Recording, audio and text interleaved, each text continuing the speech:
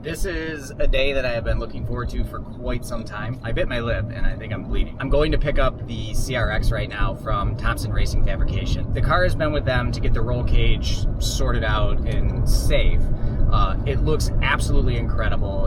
It's amazing. So I'll walk through and show, exactly what they did. But basically they've had the car almost 2 months, I think.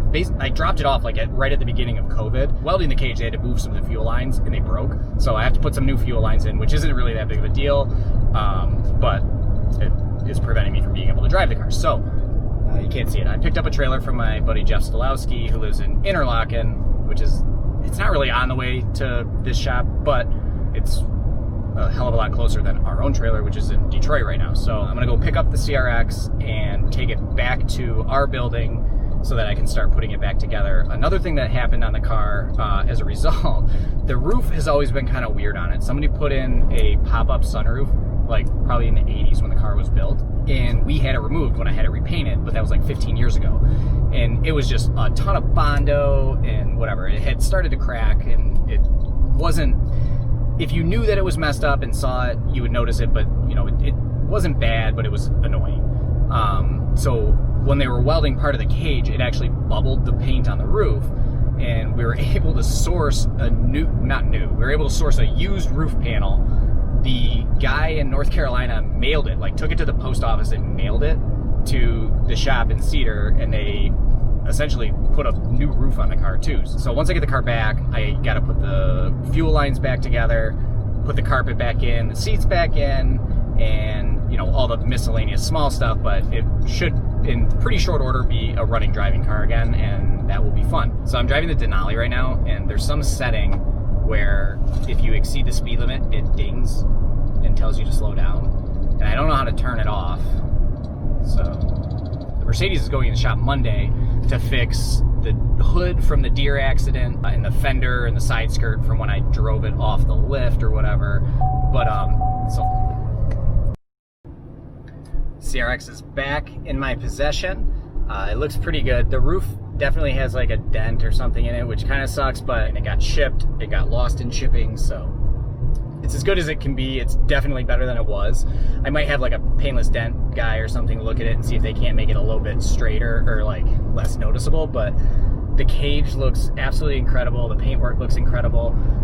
Just tons of small stuff that I need to get done. It needs trim around the windshield because I had to pull the windshield out to do the cage. And I feel like I have factory original windshield trim for this car, that I bought years and years ago that I just never installed because the aftermarket trim that was in there has always bothered me. I'll have to dig that out and see if it's in good condition. I have a company that's gonna help me with the fuel line stuff. I just have to measure the lengths, and then they'll get that stuff all made for me, so that'll be good. And I think that's pretty much it. I don't think this car really needs anything. It needs to be faster now, but it's not really something I'm all that worried about this year. Maybe over the winter. I really am leaning towards a turbo on the existing D series. I would love to do a K series swap, but I just don't want to spend all the money on it. And adding a turbo to a D16 is super easy, so I feel like that's probably the path that I'll go, at least in the short term.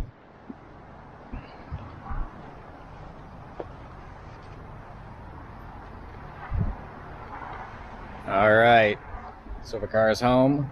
God, I'm so pumped. It's gonna go right here. I'm gonna have to shuffle around and whatever. The car is filthy, like all of my cars, but I don't know. I'm just talking at this point. Let's get this thing unloaded.